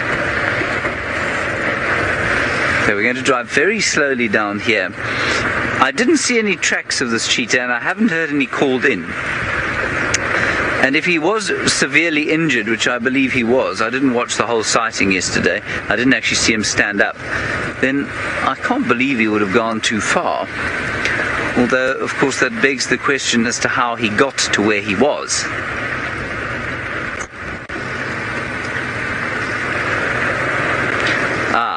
Now, First Lady, an interesting question. And it's a very human question, and that's why I really like it. You say, in a coalition of cheetahs, will the others look after an injured cheetah? I think the answer is probably no. I think it's probably a less resounding no than it would be in the case of lions, but it would certainly not be anything like as egalitarian as a pack of wild dogs, for example. I don't think they'd look after one. I think if one of them dropped off, so let's take those 5 cheetah of the Mara, if one of them was to break his foot or injure himself and be unable to keep up with the others are not going to take food back to him or wait for him to catch so that he'd eat some when he got there. So no, I don't think they'd do that. They'd certainly fight less than lions do over kills. But as Vian was saying to me earlier today, isn't it interesting how they fight for dominance the way they do? That coalition of 5 is often having a sort of scrap in amongst themselves. And you don't find the same with lions, for example. They don't tend to have much of a dominance problem unless sometimes they'll fight with over an estrus female, or they'll definitely fight over food. Whereas those cheetah don't seem to fight over food very much. But I don't think they'll look after each other. The concept of medical care out here in the wilderness is, limited largely to the... I'm not sure.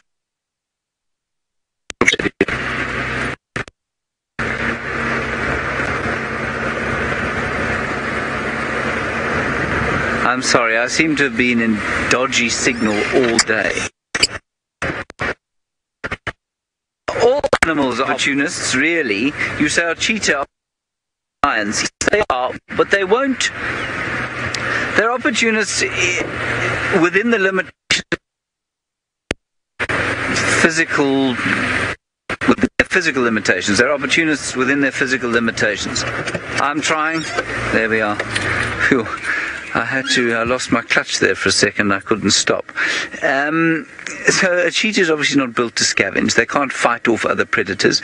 Will they scavenge? Yes, perhaps, if it's a really easy opportunity. Will they take every opportunity to kill something? Yes, they will. We watched them kill a scrub hare the other day. So they will kill whatever they can. So yes, they are opportunists, but they're obviously not able to take the same range of opportunities as something like a lion. The sun is in my eye. Let us go across to Noel.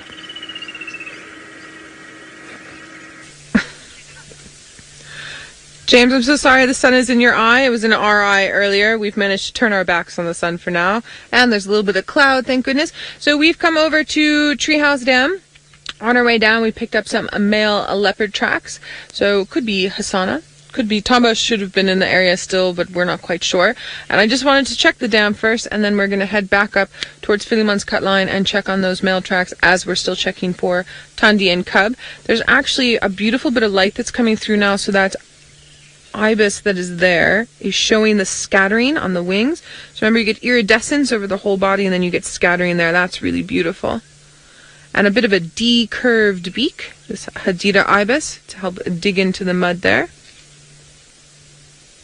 And also sometimes catching bits of aquatic insects, which you can actually see on the surface of the water a little bit. Well, I can see them. I don't know if we'll pick them up with the camera. Just a little bit to the right, you can see them sort of flitting. It looks almost like little raindrops are hitting down.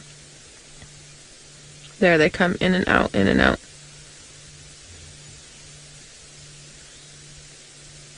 There we go.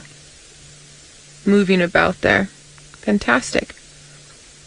It's very peaceful and quiet here this morning. Okay, so shall we follow up on these leopard tracks? Let's see what we can do. There's a nice little sequence around the corner. So let's see if we can get that on camera for all of you. Now, the size of them, it's big, but it's not huge. That's why I'm saying possibly Hassana or Tamba. But you never know. Maybe Tingana is lurking about and... Ooh, sorry for that, everybody. and I just misjudged the size of them as we drove past. Tristan showed me a photo of Mvula from down Londolozi way. He was seen there the other day, and he's looking very thin, and I'm a little bit sad about that. He is my favorite male leopard, and I don't want him to go yet. He can stick around for another year or two, hopefully, but he's also an old man like Tingana. So if he's looking the way that he's looking, and he's down there by Londolozi, there's definitely a gap in this area from him having territory and then sort of not really being able to hold on to it. That will be good for someone like Hasana or possibly Tamba. Now, my thought process would be, because Hasana is a little bit bigger and I believe a little bit older than Tamba, but you can triple check me on that one, that he'll most likely be the one that would sort of fit into that niche. And I'm also convinced, because Hasana is so obsessed with Tingana, like everywhere Tingana goes, Hasana will sort of pop up, that it means that he's going to try and push out Tingana as well. I don't think this is going to happen today or tomorrow, but I definitely think it's going to be something to watch over the next year and a half. Now, cats are like race cars. They like to use the inner curve. It maximizes their energy use. Not that they're driving as fast or walking as fast as a race car can drive, but it is interesting to note. And so on one of these corners we had a very nice little sequence. I think it was actually here. Okay, there we go. Alright, I'm gonna hop out the car.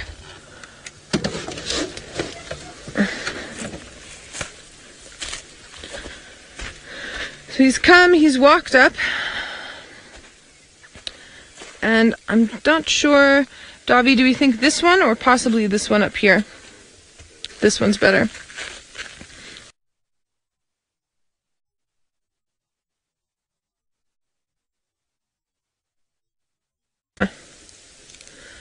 It's a decent size. So we've got the 3 lobes at the back and the 4 toes. This is the front foot. Again, for anyone that's new, width and length is the same, and then this is the back foot. Length and width are different. The length is longer. Now, because the front foot is behind the back foot, this means that this leopard was moving at a fast walk. If the hind foot's behind the back foot, it's a slow walk. If the hind foot's on top of the back foot, it's a medium walk, and then, like we have here, it's a fast walk. So this is the left back and the left front, and then up here is the right back and the right front. You can actually see, draw with my little piece of grass there, there's the line. So this is the left hand side of the animal and the right hand side of the animal, so moving like this and straight up. The other way you can tell is that finger thing we did a couple of days ago, but this one works very well. There's a nice line down the middle and moving straight up that way in the general direction of where we think Tandi and the cub are. Not to get worried, but that's the general direction. So let's go have a look up there and see what we can do. I'm in Rusty, and Tristan has all of these little padding things that are under here that are sliding all about. Okay. Ooh. As I'm busy looking for this predator, let's head back up to Taylor with another predator, and she already has a view of some beautiful little cubs who are being extremely playful. Let's go and enjoy that. They are very playful this morning. They've definitely had a good meal, I think. Said hello to mom. You know, they're all happy all the way around. And there's 2 older cubs of playing with the youngster, and it's quite funny the way that they're bossing it. Let's see, this other hyena is getting involved. No, not for too long. Just popping in very quickly. And we don't often get to see hyena cubs playing. Sorry, older hyena, can you please move out of the way? We're trying to watch the youngsters. Thank you very much. Now, I most certainly haven't seen hyenas or spent much time with hyenas when they've been playing. Every time I've ever seen hyenas out, they're always just laying about, warming up in the sun, especially down in the Sabi sand of South Africa. You know how chilly those winter mornings can be. So being out and absorbing all the heat is kind of a priority at times. Yeah, little one, I think you've bitten off a bit more than you can chew there. So yeah, it keeps going down into that burrow to try and sort of hide its bottom. But it is really sweet. Let's see, another one getting involved now. There's going to be a hyena pile in a minute, all playing with one another. And it's not anything too rough just yet. It's not like when we see two young female hyena cubs fighting over the best teat. This is purely just the playfulness now. And of course, I think every time they do play, they're constantly re-establishing dominance between one another. But you can see they're not squealing, they're not tearing into one another. It's just sort of that little cub seems to be the entertainment. It's kind of like when we watch lions, and the older lion cubs will find the smallest little hyena cub, not hyena cub, but smallest little lion cub to play with, and they bowl each other over. And it's all about growing up and becoming stronger. They're very resilient, so don't worry if they do get pushed over and that type of thing. They are used to it. These two are using their size to their advantage today, though. And we have been watching one of the younger hyenas, coming up and bossing everybody. And so it kind of goes both ways. I wonder if we can have another curious visitor coming to the car. There's one little hyena that's slowly coming towards us. Hello. It's the one that's got those floppy ears. Remember we saw it the other day? We didn't get to touch on it too much, but it's quite precious. Its ears look like it's quite sort of splayed out quite wide in comparison, to the other hyena. Hello, you're not coming back. Oh, what a pity. They are so sweet. Adults just laying around, not particularly interested. Yay! Oh, you got tripped, unfortunately. They're actually being quite affectionate with one another today. It is so refreshing to see, and that these beasts of creatures can actually be quite affectionate with one another. Just playing around at the moment. They're all having a grand time. Some of them have gone right into that shrub, and that's where that white-browed kugel was yesterday. So hopefully it's not being disturbed. Wonderful news. Well, Brent has definitely put in the hours this morning in trying to find the spotted cats, the Fast Five. I'm actually not sure if he's managed to find the Fast Five or not, but I think he's got something in sight.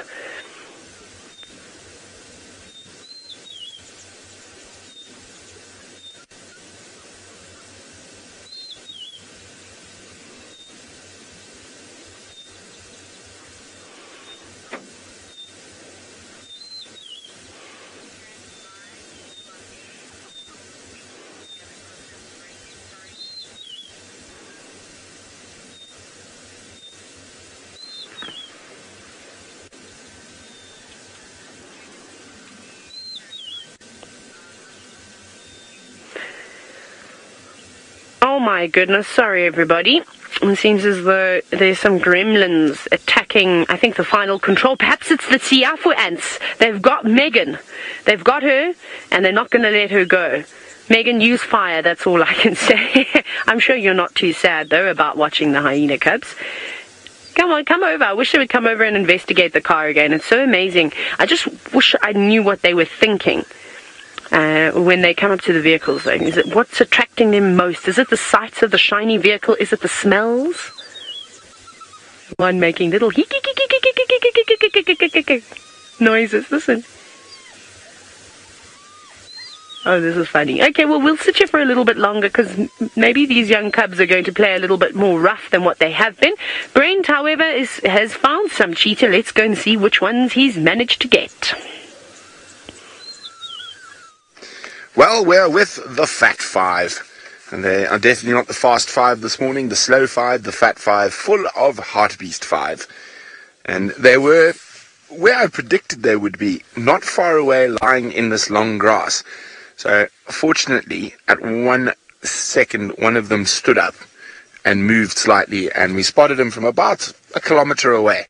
So, there we go. There's 4 of them, all in a sort of little mini huddle. And there's one lying off to the left of us. But let's stick on the... There we go. There's one. And as I can see, you see that bulging belly. Full of hartebeest. So probably about 300 or 400 meters from where they managed to kill that hartebeest.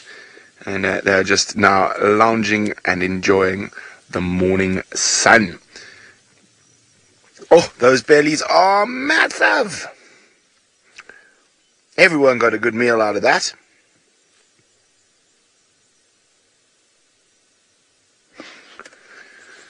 Now it's amazing, even in this grass is not that long, but when they are lying flat with their heads down, they are near impossible to see. But success with the 5 boys. We'll spend a little bit of time here. Might move to the shade, but I don't think so. It is still quite cool this morning. But we might go look for other cheetah that aren't as fat and might be a little bit more active today. So I said, I'm hoping they do move off to the shade, and at least they'll be strolling about. And when they're strolling, they could disturb scrub hare or warthogs. So they are opportunists, and even with those fat bellies, if the opportunity for an easy meal came along, they would take it. There's D'Artagnan.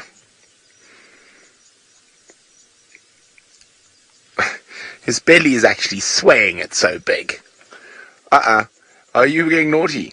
He's not being naughty. He's like, why must I go look for shade when Brent has brought shade to me? There we go. Why must I go look for shade, Brent? You've brought shade to me. It looks like you might pop down in the shade of our car. You cheeky cheetah. You cheeky cheetah. Now, speaking of other cheeky things, Taylor's got lots of cheeky little hyenas. Well, the only thing is that they're following some of the adults off into the long grass now. The 2 younger cubs have disappeared off with Mom. I think she's sick of sitting in the sun, so she's gone to lay down. And normally what happens is when the adults start to disappear, most of the time the cubs will go back down into their dens and rest. And I'm sure there's still a few more hyena cubs around. They might actually just be sleeping, in fact. Down there, but it's all settling down now. You can see they're starting to disappear. They're not playing around as much, and it's important that they do rest. We know this. We know how important it is that predators conserve their energy rather than running around too much. The youngsters, of course, have an excuse. They're allowed to play as much as they like, but eventually the adults get annoyed with them and normally snap. You see, look, there's that hyena female came over and that little one just cowered away and ducked straight down into the burrow. It's like as if she's come to say, right, everybody to bed now, lights off in 10 minutes. All trying to get one last little play in before actually having to go to bed. I think it could be quite comical coming to sit at this den at night with the infrared. It would be really quite nice. And there are a few birds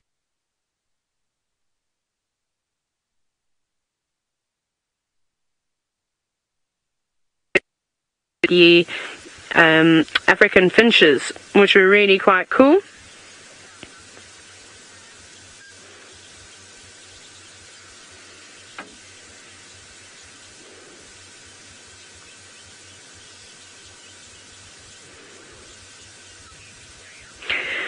Sorry everybody, gremlins are getting me really badly today. So I just want to very quickly tell you about all the different birds that are running around here and that have been running around here.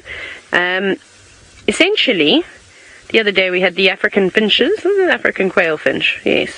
And they were collecting fluff and bits of grass. Now there's some long claws and a couple of other little LBJs bouncing about, making use of the hyenas being away from those burrows, and I think they are trying to collect as much fluff as they can to take back to their nest.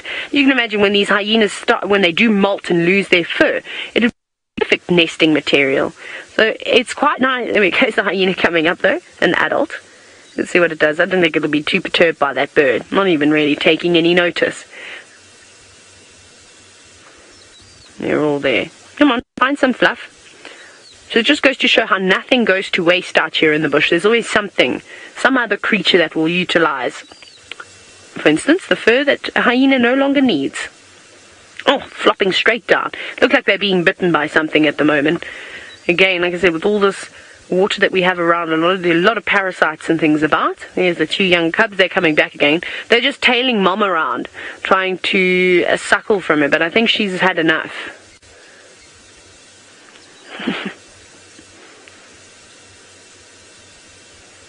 It is really so funny watching them. All the others have now disappeared into the shade. It's just these three that are out.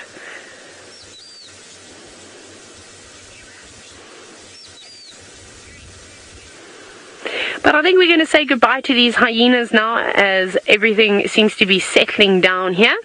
And I'm sure someone will be back this afternoon to say hello to them. It's hard to resist these stunning creatures.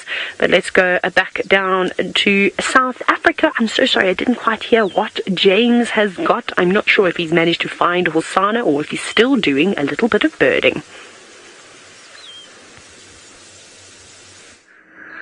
Righty. Hello everybody. We're here with some small things. Well, a small thing, a Zinnia peruviana.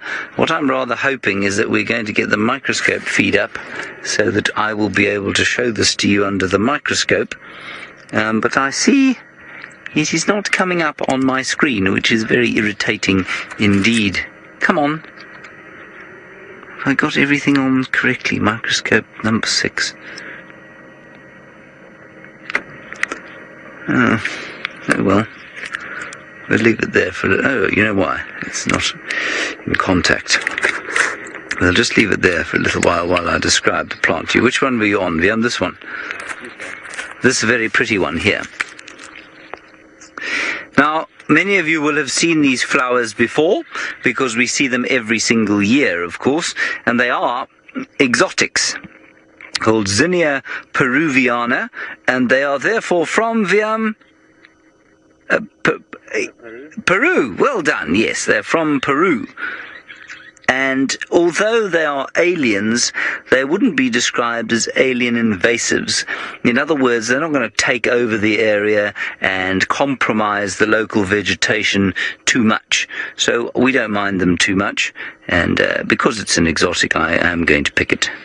And then I'm going to see if I can make my microscope work. You can see they're annuals, so they come up every year from seed, and then they die off. And they eventually die off to something like this. Right, shall we see if our microscope is working? Are you working? No. Absolutely hopeless. I'm going to have a word with that Conrad fellow. Power it up and down. Power it up and down. I see. Is that what Conrad says I should do? All right, stand by, everybody. Let me power it up and power it down.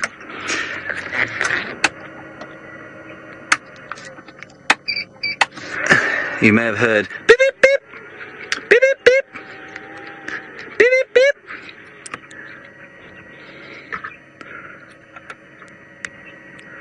Right, let's see. Apparently it will now take another 90 seconds. I'm not sure that anyone's going to have the level of patience required to stay with me. Well, as Rebecca says, what will I say for another 90 seconds? Well, let's see what I can find to say to you for another 90 seconds, everyone. Zinnia peruviana. What else have we got around here? Ow! We've got knob thorns growing on the ground there. Very painful. We also have the common false thorn, Albizia harveyi, a very favourite food of elephants. They like to eat these. We have a marula tree, about which I have told you more times than I've had hot breakfasts, and so I shall not trouble you with that again. And we have, of course, the area where Tundi was last seen, and that's why we're over here now. With any luck, we'll pick her up. Oh, I'll tell you what I do want to tell you. Let's put the camera down on here, if you wouldn't mind, Fumpi. You can see this acacia here. Or it's not an acacia anymore, it's a Senegalia. And it is a Senegalia burkii, which is the black monkey thorn, as far as I'm aware.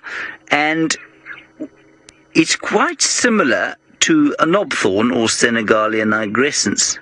But I'm going to tell you how to tell the difference between the two. You know, should you be wandering down the street one day in New York or Philadelphia or Los Angeles or London or perhaps Manila, thinking to yourself, you know what, I think a knobthorn looks very similar to a black monkey thorn. I wonder how you tell the difference.